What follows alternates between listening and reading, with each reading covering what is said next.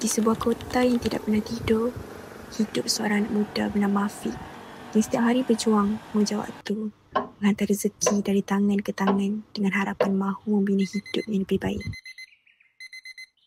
Namun, dalam keletihan yang berpanjangan, di celah godaan kecil yang disangka tidak memberi apa-apa makna, Afiq tersalah langkah, mengulur jalan pintas kepada sesiapa yang sanggup membayar.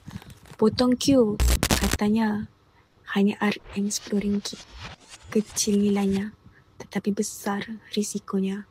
Mana ni Foodpanda ni lambatnya? Mana makanan aku ni? Ish, lamanya. Mana makanan lamanya?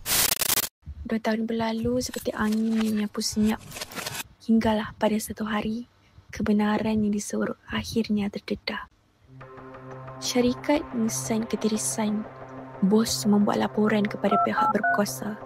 Dan pada saat itu, dunia Afiq runtuh tanpa sempat berdiri. Tiada lagi motosikal merah jambu yang setia. Tiada lagi uniform yang menjadi saksi kehidupannya. Pintu rezeki tertutup satu demi satu hingga hidupnya menjadi ruang sempit yang menekan jiwa perlahan-lahan. Kesilapan kecil yang diulang membesar menjadi badai yang menghanyutkan masa depan.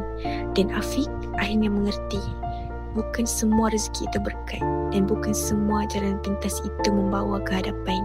Kerana masa depan hanya akan indah apabila ia dibina dengan tangan yang bersih dan hati yang jujur.